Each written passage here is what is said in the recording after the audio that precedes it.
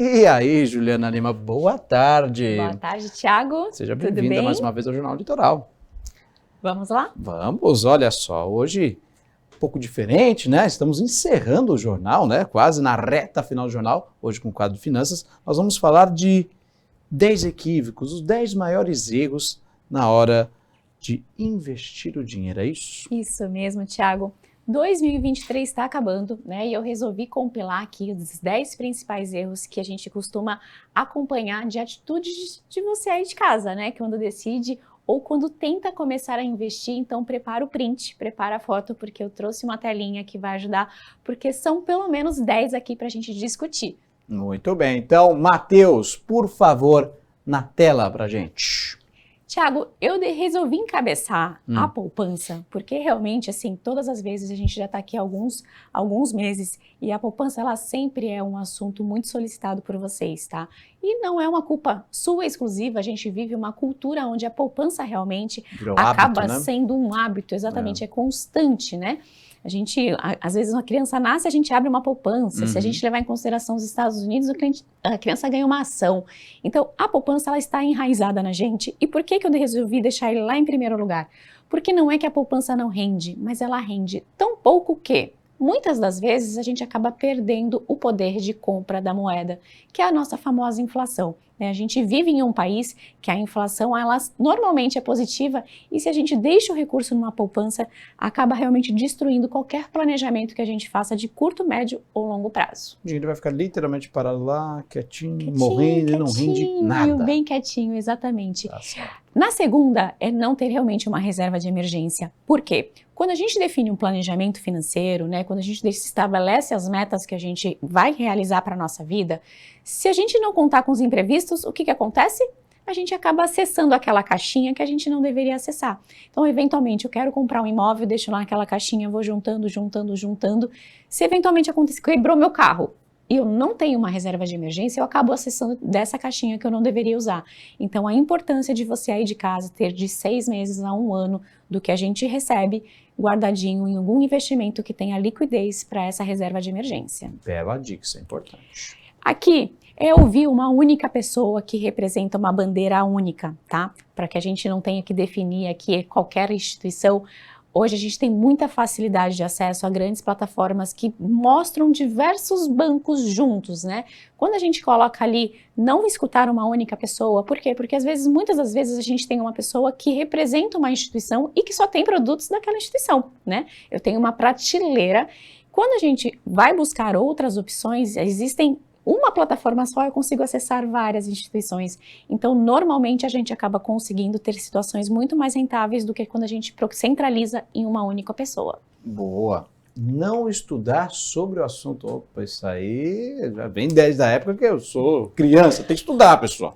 Conhecimento é tudo, né? Na verdade, a gente precisa realmente conhecer e não preciso ser expert, né? Eu só preciso distinguir o que é certo e o que é errado para mim. Então é importante que a gente fale e realmente tenha bastante conhecimento do assunto, tá?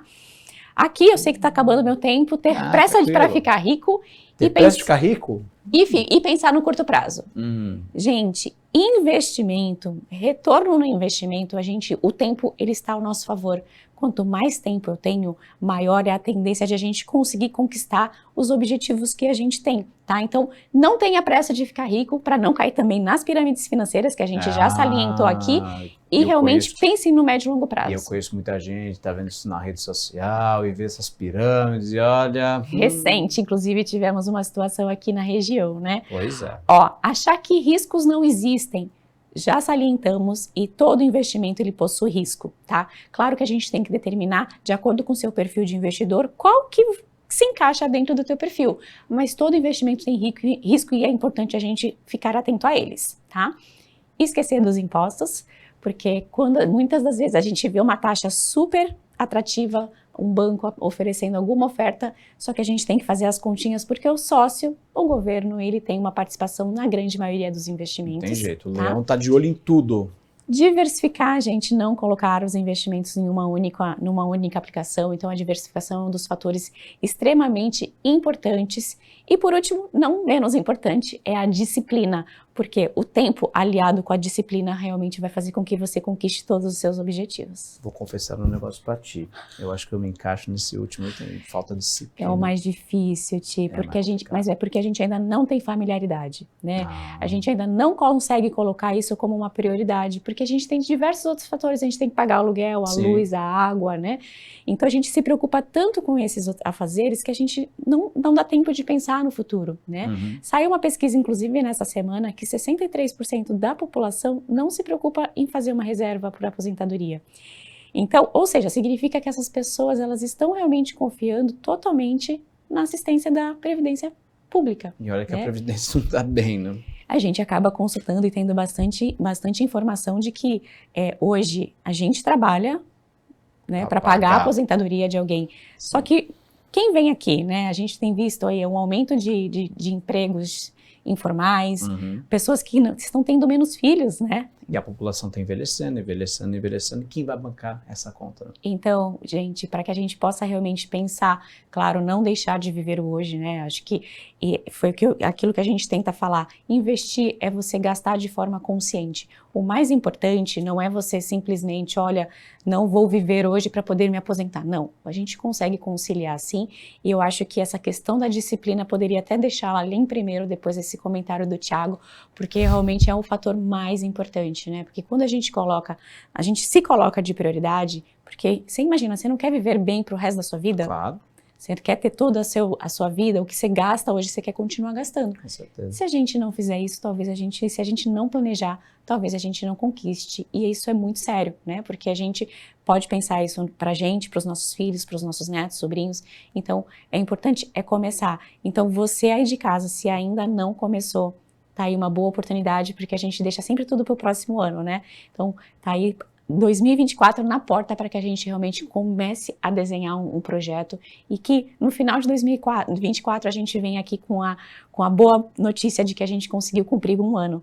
E é devagarzinho, gente, não é uma coisa que a gente faz de uma hora para outra. É isso aí. Juliana Lima. Hoje o jornal vai ser diferente. Vamos encerrar com a Juliana Lima aqui. Poxa, que honra! Prazer recebê-la aqui no Jornal Litoral. E dessa forma a gente encerra o programa de hoje. O programa não, o nosso telejornal de hoje.